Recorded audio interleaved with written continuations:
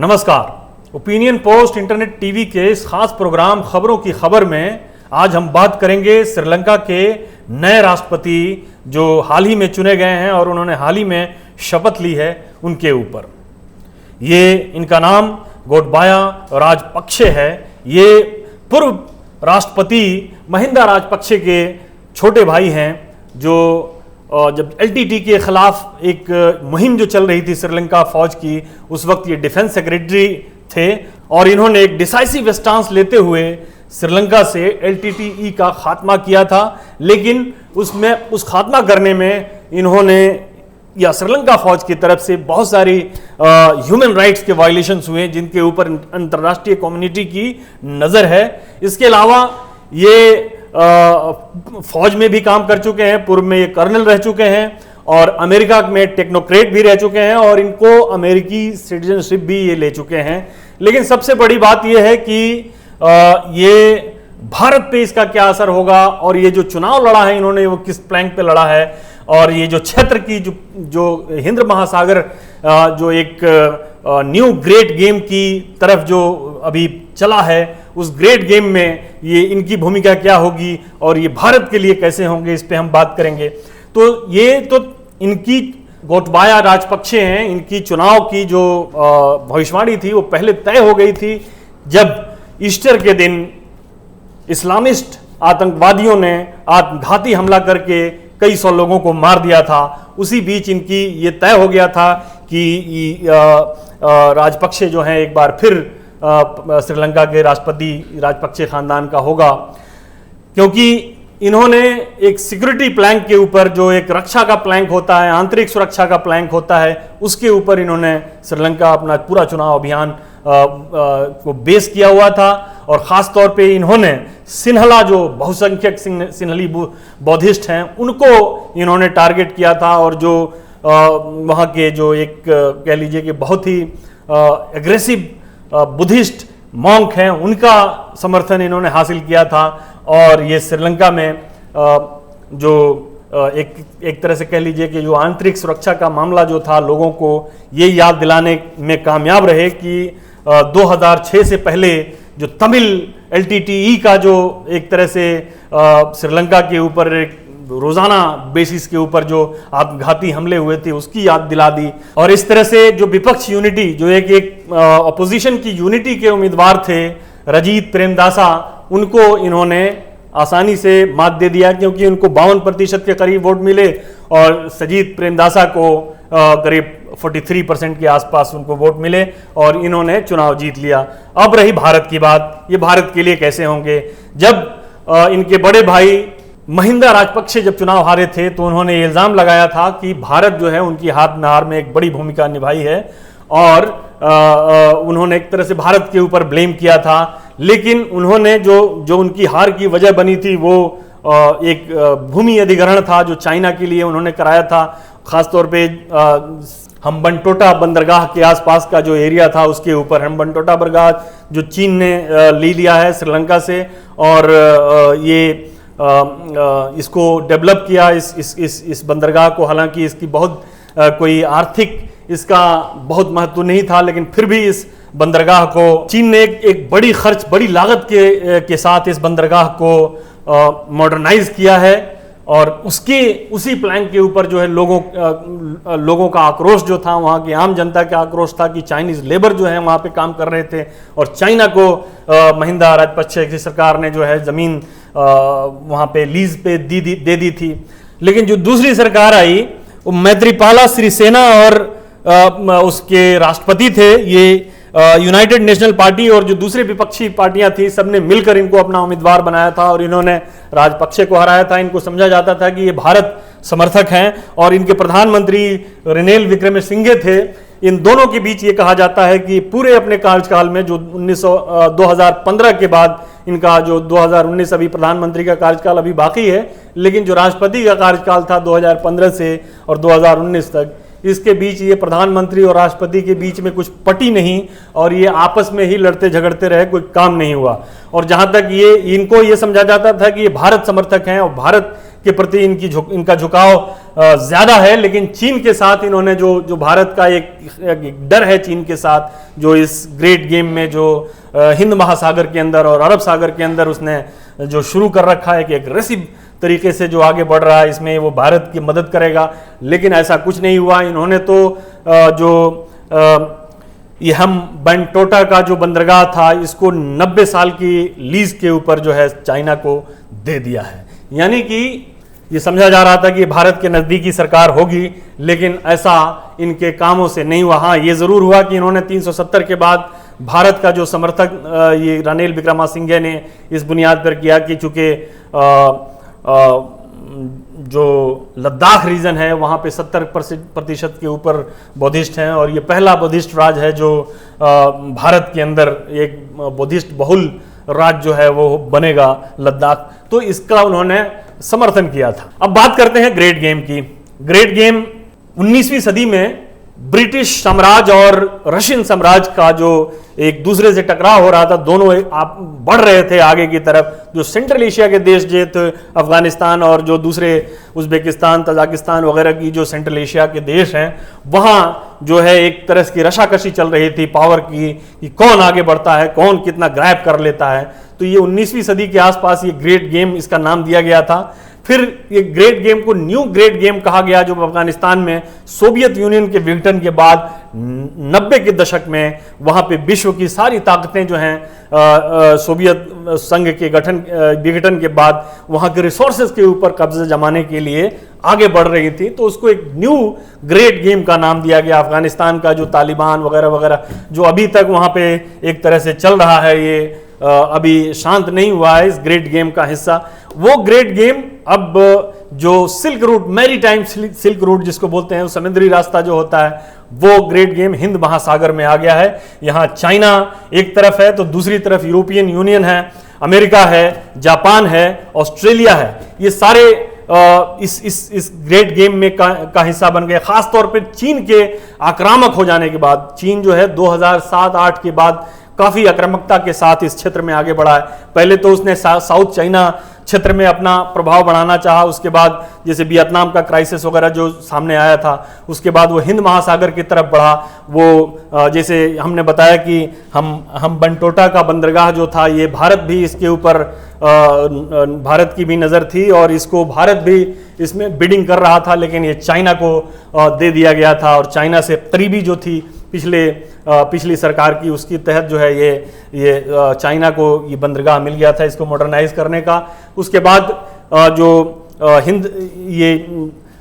South China सी का जो चीन का जो अपना एक तरह से कह लीजिए कि एग्रेशन था, वो हिंद महासागर की तरफ भी बढ़ गया। और बाद में ये देखा गया कि चीन का जो सबमरीन है, एक मरीन जो है वो कोलंबो के बंदरगाह के आसपास आया गया, जो भारत के लिए जाहिर है कि बिल्कुल अच्छी बात नहीं है। यही नहीं, चीन और आगे बढ़ा, बांग्लादेश, म्यांमार, ये मालदीव और फिर पाकिस्तान और जिबूती और जो अफ्रीकन देश हैं उनके यहाँ भी इसने बड़ी एग्रेसिवली जो है अपना एक वर्चस्व बनाने की कोशिश की है। पहले तो चीन जो है ये समुद्री लुटेरों को खदेड़ने के बहाने इस क्षेत्र में दाखिल हुआ था, लेकिन धीरे धीरे करके लेकिन उसका असल मकसद जो था वो व्यापार था। और व्यापार में जाहिर है कि एक बड़ा रीजन है अफ्रीका जो अनटेम्ड है अभी तक, उस रिसोर्स को उसको लेना है। फिर सेंट्रल एशिया है, पाकिस्तान का उसने ग्वादर पोर्ट जो है उसने एक तरह से डेवलप किया, इसीलिए कि वो और एक बेल्ट एंड रोड अपना जो उसका इनिशिएटिव है, उसके तहत जो है वो बेल्ट एंड रोड के तहत उसने पाकिस्तान में ग्वादर पोर्ट को डेवलप किया। उसी तरह से जिबूती का भी बंदरगाह जो है उसने डेवलप किया है। तो चीन जो है एक बड़े एग्रेसिव अंदाज में, मालदीव का कहा जाता है कि 74% जो वहाँ का कर्ज है वो चाइना का है।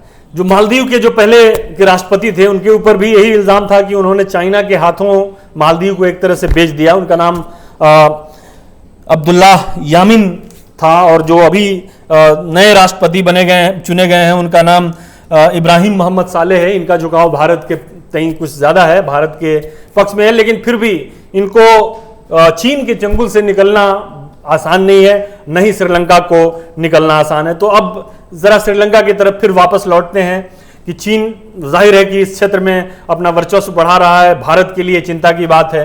तो भारत अब ये नए राष्ट्रपति जो चुने गए हैं, हालांकि ये मार्च के बाद तय होगा या अभी अगर पार्लियामेंट डिसॉल्व हो जाती है तो श्रीलंका की गवर्नमेंट कैसी होगी, इसके बाद ये तय होगा कि क्या होता है और किस तरह से ये अपने अंतर्राष्ट्रीय और इस जो ग्रेट गेम जो हिंद महासागर में चल रहा है वो श्रीलंका अपने आप को किस तरह से कंडक्ट करता है।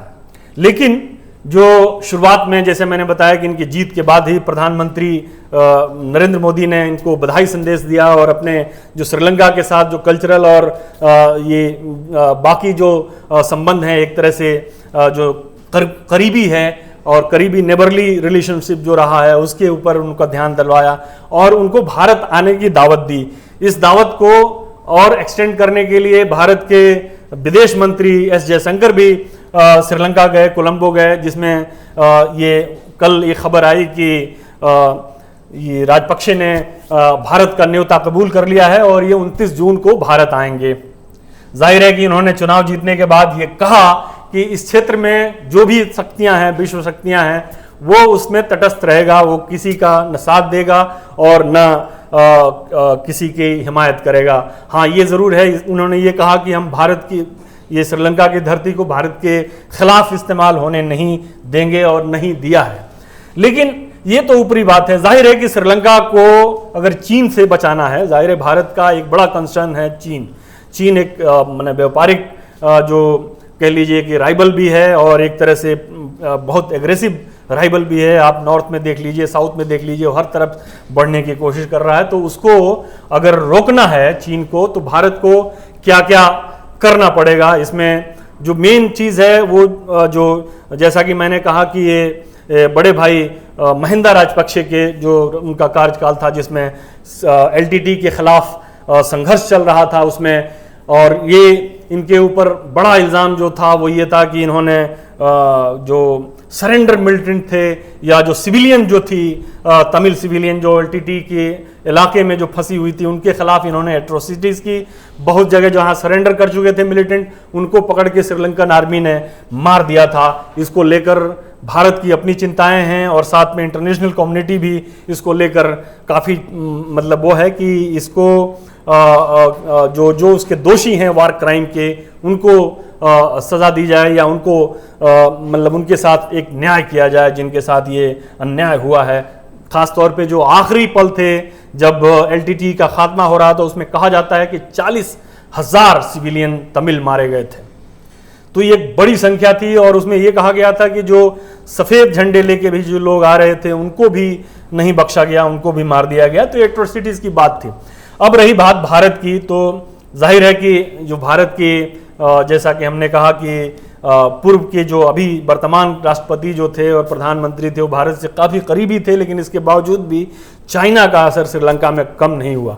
तो जाहिर है कि अब ये इनके बारे में अभी से प्रेस में ये रिपोर्टें आ रही हैं कि ये मतलब एंटी इंडिया और प्रो चाइना हैं, तो इनसे क्या उम्मीद की जा सकती है। लेकिन ऐसा नहीं है, इंटरनेशनल रिलेशंस जो है इतने आसानी से और इतने सरलता के साथ नहीं सुलझाए जाते हैं। तो इनमें यह है कि भारत को और जो दूसरी शक्तियां हैं उनके साथ मिलके श्रीलंका के लिए कुछ स्पेशल देना होगा जो चाइना से ज़्यादा अट्रैक्टिव होगा, खासतौर पे इंफ्रास्ट्रक्चर डेवलपमेंट में जो श्रीलंका जो है उसके लिए चीन की तरफ देख रहा है। जाहिर है अगर भारत और जो दूसरी जो शक्तियां हैं वो अगर इसमें उसका हाथ बढ़ाएंगी तो चीन का असर कम हो सकता है।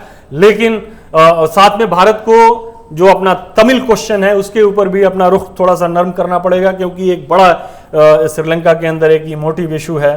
तो ये सारी चीज़ें हैं जिसको ध्यान में रखना चाहिए भारत को। लेकिन फिलहाल ये है कि जो इस क्षेत्र में चीन का जो वर्चस्व है उसको रोकने के लिए भारत सरकार क्या करेगी, क्या और श्रीलंका की जो नई सरकार आई है जिसके बारे में ये पहले से मालूम है कि ये प्रो चाइना है, तो ये देखना बड़ा दिलचस्प होगा कि अभी जो गोटबाया राजपक्षे जो है नई दिल्ली आने वाले हैं, नरेंद्र मोदी से इनकी मुलाकात होने वाली है, प्रधानमंत्री से इनकी मुलाकात होने वाली है, उसमें क्या निकलता है। साथ में भारत जो है चाइना को रोकने के लिए श्रीलंका सरकार के साथ कैसे ये देखता है, ये आने वाले कुछ वर्षों में पता चलेगा। लेकिन ये तय है कि चाइना जो है बड़े एग्रेसिव अंदाज में साउथ चाइना सी से निकलकर हिंद महासागर की तरफ ग्रेट गेम का हिस्सा बन गया है। और इसमें विश्व की भारत के साथ जो दूसरी शक्तियां हैं, जो यूरोपियन यूनियन है, अमेरिका है, जापान है, ऑस्ट्रेलिया है, ये सब भी इसमें शामिल हैं। क्योंकि एक बड़ा रूट है ये हिंद महासागर का, ये जो रूट है जिसमें चाइना अपना वर्चस्व बढ़ा रहा है लगातार तेजी से। ये ऑस्ट्रेलिया या फिर ईस्ट एशिया या फार ईस्ट जिसको बोलते हैं, वो उसमें ये रास्ता है जिसके थ्रू ये व्यापार होता है और ये मैरीटाइम ट्रेड होता है। इसको मैरीटाइम सिल्क रूट भी बोलते हैं। चीन पिछले कुछ वर्षों से बहुत एग्रेसिवली साउथ चाइना से निकलकर हिंद महासागर के ग्रेट गेम में शामिल हो गया है। जाहिर है कि इसमें भारत है, भारत का एक बड़ा स्टेक है हिंद महासागर में। अरब सागर है और हिंद महासागर, बंगाल की खाड़ी वगैरह का जो बांग्लादेश है, म्यांमार है, आपका पाकिस्तान के में ग्वादर में उसने अपना पोर्ट डेवलप किया है। मालदीव के ऊपर उसने मालदीव को एक तरह से कर्ज में डुबो लिया है। श्रीलंका का भी वही हाल है। श्रीलंका में भी उसने एक तरह से श्रीलंका को अपने कब्जे में ले रखा है। फिर अफ्रीका की तरफ और एशिया का जो एक बड़ा रिसोर्स है उसके ऊपर उसकी नज़र है। तो इस गेम में चाइना और भारत के साथ साथ यूरोपियन शक्तियां, अमेरिका और ऑस्ट्रेलिया भी शामिल हैं, जापान भी शामिल है। जाहिर है कि ये बड़ा रूट है हिंद महासागर का रूट, जो पूर्वी एशिया और फार ईस्ट जिसको कहते हैं उससे यूरोप और अमेरिका को जोड़ता है। तो ये आने वाले दिनों में बड़ा दिलचस्प होगा कि इस क्षेत्र में, खासतौर पे हिंद महासागर में, जो चाइना का वर्चस्व जो बढ़ रहा है, खासतौर पे श्रीलंका का जैसे जब मैंने बताया कि उसका मैरीन जो है श्रीलंका का के बंदरगाह पे आके रुका हुआ था, जो भारत के लिए बड़ी चिंता की बात थी। भारत में इस पर अपनी नाराजगी भी दिखाई थी। तो ये बड़ा दिलचस्प होगा कि कैसे ये चाइना को भारत और जो दूसरे देश हैं वो मिलके हिंद महासागर में उसका पैर पसारने से, मजीद आगे बढ़ने से कैसे रोकते हैं। फिलहाल के लिए इतना ही, इजाजत दीजिए, नमस्कार। अगर आपको हमारा वीडियो पसंद आया हो तो इसे लाइक करें, हमारे चैनल को सब्सक्राइब करें और हाँ, बेल आइकन दबाना ना भूलें ताकि आप तक हमारे वीडियो की नोटिफिकेशन पहुंचती रहे। आप अपना सुझाव हमें कमेंट बॉक्स में दे सकते हैं। हमारे साथ जुड़ने के लिए शुक्रिया।